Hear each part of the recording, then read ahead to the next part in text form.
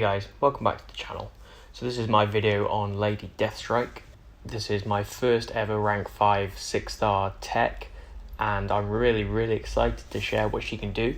We're going to be taking a look at her in Battlegrounds and take on pretty much every mutant defender there is in the game.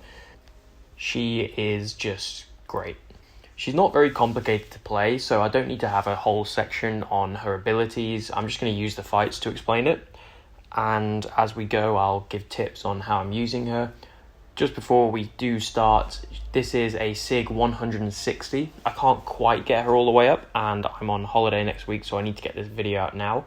The last bit of her SIG is just a little bit more potency on ruptures. So we're missing out on a bit of damage, but overall it'll be the difference between a few seconds. So it's not a huge deal. While we're on the topic of her SIG, it is really helpful. You get your armor up passives a bit quicker and you have more potency on your ruptures. Plus it makes her a better hard counter to Weapon X, Toad and Sauron, healing champions like that. You'll have a lot of fun with an unawakened Lady DeathStrike, especially if she's a 7-star, but the SIG is very nice, so I'd look to get her awakened and high SIG if possible. And the last thing to note is that I actually have a 5-star duped vision relic on her, which is really helpful for heal block champions. So firstly, I deal some energy damage whenever I use the striker, based on how much they try to heal while heal blocked. And also I can inflict a torment passive, increasing the duration of damaging effects. So it's a really nice relic to have for her, and it's probably the one I'd recommend. But on with the fights. So we're going to start off with this Havok, and the first point that I'll make is that Lady DeathStrike is fantastic for Havok. Her rupture damage is not based on her attack rating. Instead, it's based on her armor rating. That means that as you get your armor up passives throughout the fight, the rupture damage you do will increase. But it also means that weakness, inequity, things like that don't affect her rupture damage. It's a really great piece of utility to have and can make for some really cool interactions. So we're just going to use this fight to explain the rotation. Lady DeathStrike is all about making sure you get to your ferocity mode. We'll go more into what that is later, but for now just know that it's the damage mode you want to be in. You get that by applying ruptures. You gain 1 ferocity charge for every rupture you apply, plus 1 more for every armor up buff you have. So 2 each time you hit them with a basic attack or a special attack. Once you get to 75 of them, those are those green icons on the top left, we now switch into ferocity, which is the red icon, and now we're doing a lot more damage. So this is also the mode where you don't really want to block. If you block, then ferocity can start to fall off. On its base, if you block once, ferocity will fall off and you'll lose it. However, if you throw a special 2 while you're in ferocity, it gives you like 2 free blocks. It means you have 2 opportunities to block where you don't lose ferocity. So we'll go into this Domino fight and explain a little more of her utility and her uses. So Lady DeathStrike is immune to ability accuracy reduction from the Mutant class. That makes her a Domino counter for the same reason that Nimrod is. It means that we can't have our parries fail, our decks fail, anything like that. There are, however, 2 things that you need to watch out for. The first you'll just see now is that she has no way to get around Domino's evade, so you really want to watch out for her lucky passive. It's not that big a deal, but it's just something to watch out for. And the second thing to watch out for is that during the opponent's special attacks while you're in ferocity, Lady DeathStrike has a 25% chance per armor up effect to go unstoppable. This is useful for reasons we'll go into later, but for Domino matches it means that you really want to get to a combo of 45 while you're in ferocity and before you bait out another special. Because if your unstoppable fails to trigger on that 25% or 50% or whatever chance it has to fail, you will take crit fail damage. It's really not that big of a deal, but it's just something to call out. And as you can see, we had a really smooth fight. Domino did evade for a second towards the end there, but it was during our special 1, and while you're in ferocity, Lady DeathStrike's specials are unblockable.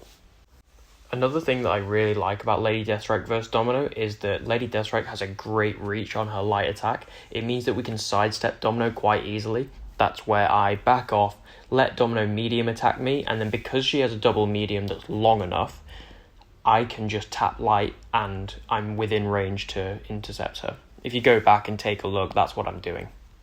So next up, we're going to jump into this Storm Pyramid X fight, and I'm going to use it to explain a little about the other rotation that you can do with Lady DeathStrike, which is spamming SB1s. So firstly, Storm X is a great matchup for Lady DeathStrike because she's immune to ability accuracy reduction from mutants. Again, it means that she can't glance us, and we can apply everything we need to. But in terms of the rotation, the benefits of going for the SB2 instead of the SB1 is getting that opportunity to pause if you need to. But if you feel confident that you may not need to block, it can be just as useful to go for the SB1. What the SB1 does is it applies a Torment debuff, which increases the duration of your ruptures. Before you're in Ferocity, this is just for the duration of the special, as you see here, but when we get to Ferocity, when we get to those 75 charges, it lasts an additional 8 seconds afterwards. So you'll see next time I go for this SB1 here, the Torment lasts afterwards, and you'll notice that we were unblockable and Storm was being passive, so I just ran up to her and threw it into a block. In my early testing, it feels like the SB2 rotation gets you into Ferocity a little faster just by using basic attacks. But the SB1, in terms of damage output, is slightly more. So far, I'm not convinced one of them is necessarily better than the other. I think the SB2 gives you a little bit more safety, while the SB1 is a tiny bit faster. I also do like to use the SB1 to bait out specials, because the AI is more likely to throw after you knock down, and it's hard to heavy an opponent when you can't parry them. But equally, there are definitely fights that I go into with Lady DeathStrike expecting to need to block at some point. For example, Domino if she does a random evade and catches you, or Havok if you need to push him to an L2, or, for example, Bishop. I mentioned just now that I would want to push Havok to an L2, but that's not for any particular reason other than baiting one special is faster than baiting two. It really doesn't matter if Havok does throw a special one because we have an armor up buff. However, with Bishop, we really don't want him to be throwing a special one. So in this fight, you're going to see me go for the SB2 because I may need to block bait a heavy at some point. And also, if you're not comfortable with Bishop's special 2 dex, you might want to take one hit on block. There is, however, a different way to work around Bishop's special 2. I don't show it in this video, but I'll just explain what it is. So if you're in Ferocity, you have a 100% chance if you have 4 armor up effects to go unstoppable. And what you can do is actually work on the timing so that once Bishop throws his special, you can just let the first hit you and then dex out of the rest. And the reason that this doesn't matter is that the unstoppable is not the only thing that happens during Lady Deathstrike specials. I'm sure that you've seen her regen in showcases and things like that. Like I said, I don't show it in this fight, but I will show it in the next. You regen 90% of the damage done to you, and that is huge. We'll go into it in a second, like I said. But yeah, Lady Deathstrike works fantastic for Bishop. You saw me go into Ferocity and then throw special 2 to make sure I had the block if I needed it. We managed to use the Striker to push him up to 2 bars of power, so we didn't need to block bait heavy, but the opportunity was there if it needed. And as you can see, even though we're going for like the, in quotes, safer playstyle, it hasn't really affected our damage. She's still putting out incredible scores. It's not like you're trading off a bunch of your time or damage or whatever just to be a bit safer. It really flows with her playstyle, and I love that. So that last fight was using an SB2 rotation to be a bit safer, but now I'm going to use the special 1 rotation in terms of helping me bait out specials. So I tried this fight a fair few times, and something that kept on throwing me off was Dani's special 1 ruining what felt like my tempo and just not throwing specials to be helpful. So I thought, okay, screw it, I'm not going to bother with the SB1 anymore, I'm going to push her to L2. It's a hard special to dex, but I throw this special 1 here because I know that she's more likely to throw it, and I'm just going to go for the dex. Ironically, I actually get it the first time. It's not too bad to dex, it's like Hitmonkey's special 2, but we managed to get it the first time. But the next thing I do is I use the Striker, I go into another combo, and I throw this special 1 again. As you can see, we're still doing incredible damage. But I dex this special, and I dex it a little early, and just watch my health bar when I take these 2 hits. right back up to 100%. We just regened 90% of the damage she did, and yeah, it's quite a cool piece of utility. It can be helpful for pretty much any special that's hard to dex. There are a couple of caveats I want to point out, is that if the special does bursts of damage or applies damage over time or things like that, do watch out for it. There is another line in Lady Deathstrike's kit, and that reduces opponent offensive ability accuracy by 15% per armor up effect. There's a max of 75%, but in that fight, for example, we had 4 effects, so that's a 60% reduction. Like I said, it's not 100% guaranteed, but if you mess up by accident, it can save you if something was going to be applied. The other thing is that Lady Deathstrike is 90% resistant to bleed and poison, so if the specials apply those, again, it's not that big a deal. And she actually regens more. If you're suffering from a bleed or a poison, that's an extra 20% flat, so you regen 110% of the damage done to you. Just bear in mind that Lady Deathstrike can't have her regeneration rate increased or decreased by anything else. So firstly, Petrify doesn't reduce it, but things like the Recovery Mastery won't increase it. So it's a give and take. For the next 3 fights, we're going to move into a bit of a hard counter section. These are the ones like a Torch versus a Mystic, where if your opponent drafts them and puts them down, you are just absolutely laughing. These are the matches that you want to see. So we'll start off with Toad, and we're just going to talk about her signature ability for a second. One aspect of it, and this is simplifying it a little bit, but for every 2.5% of the opponent's max health that you prevent with your heal block, you inflict a Rupture debuff. This does a good amount of damage, but it will also add to your charges, so you get into Ferocity much faster against healing opponents. So while Toad is regenerating here, just keep an eye on the Rupture icons.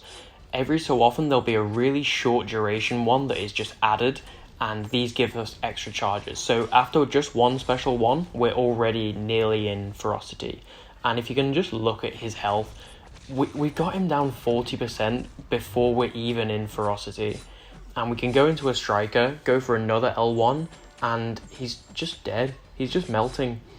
The reduced potency of poisons is super nice as well, and it just keeps us topped off at 100% health.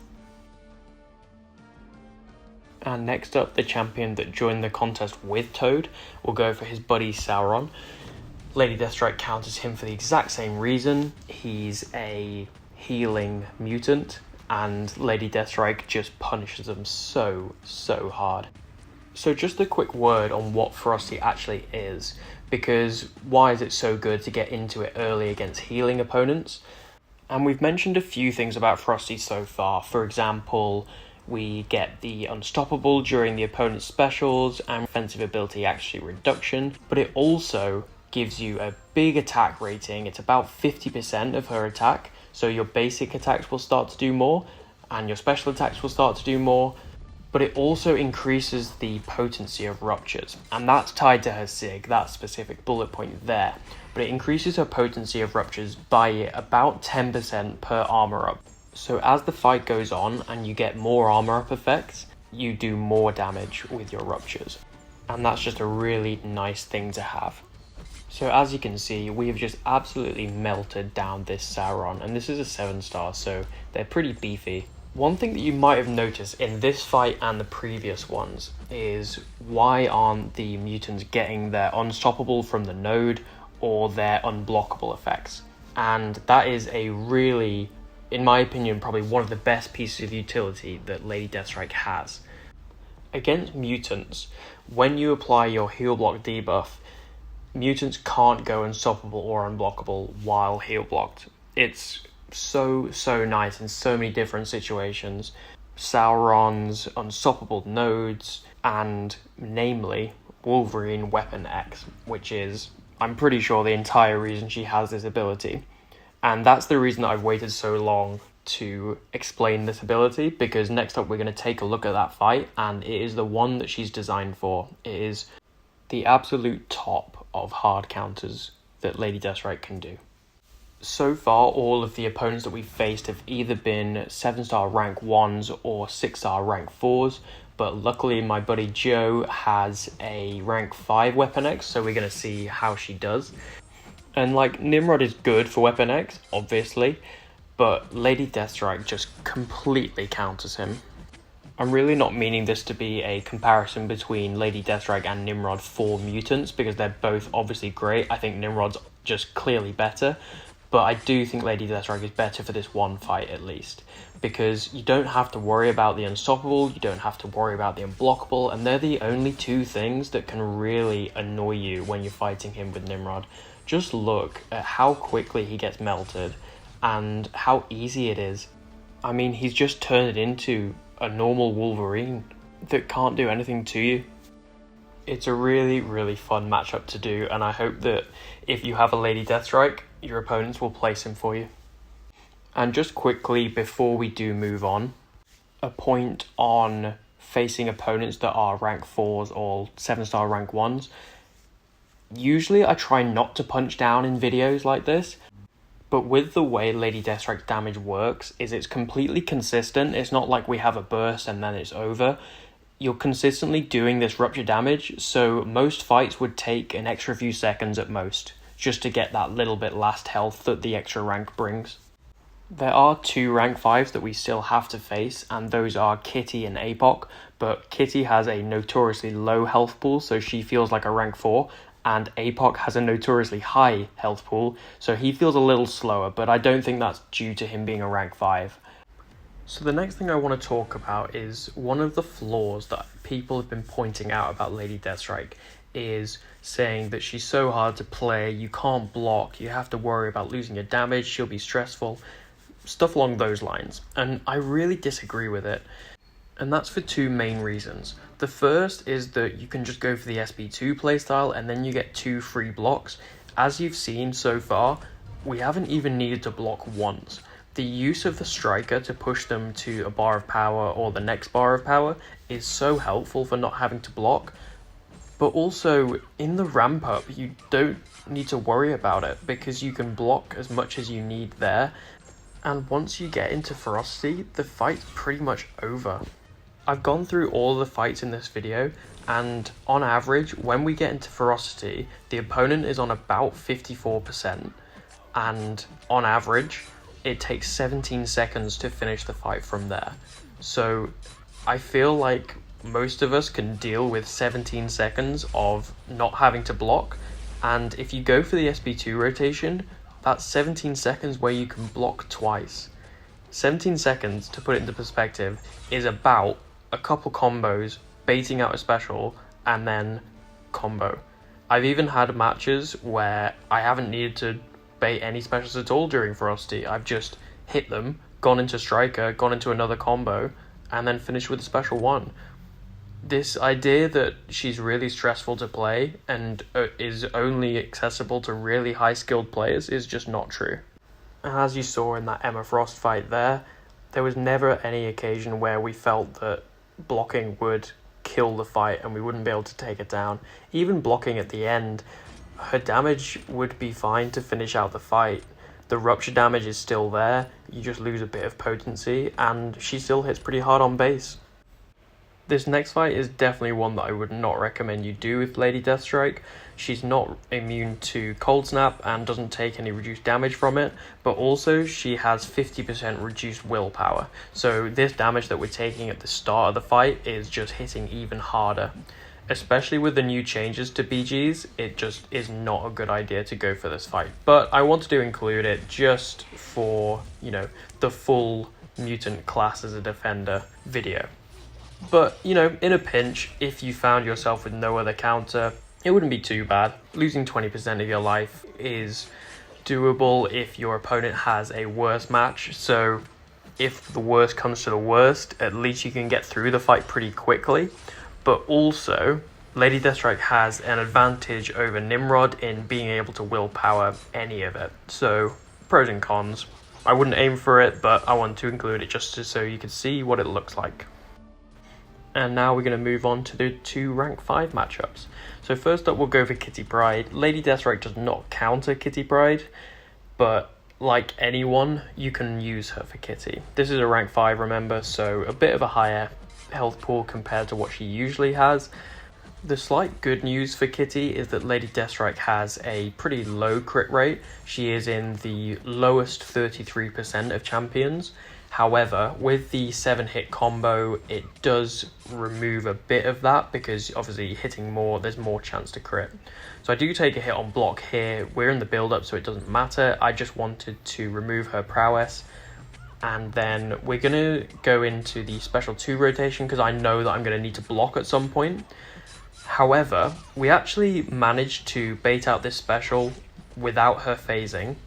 And then we can go into a combo, use the striker, and then combo again and special 1. So we never need to block. However, what I would have done is block the special 2 if she'd phased, or if this kitty had more health, say you were using a lower rank Lady DeathStrike.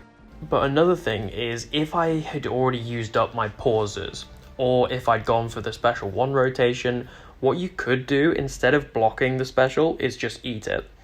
It's a bit of a risk because obviously Kitty does bursts of 40% of the damage dealt.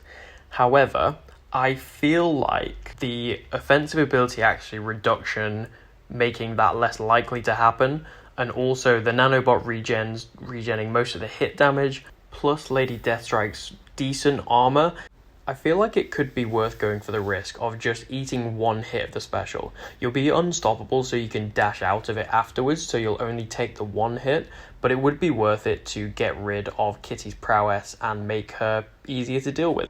And the final video that we're going to go for today is a rank 5 beefy Havok. So in this fight I'm definitely going for a special 2 rotation because I want those free blocks. I know that I can't really dex his special 1 very well, so that if he does throw a special, it would be a bit of a pain to unpause our ferocity, and I know that I might need to block bait a heavy while I'm pushing him to special 2, because I know that I can fully dex that.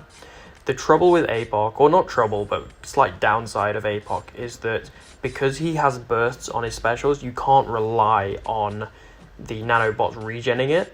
However, as we've mentioned before, the offensive ability actually reduction can really help.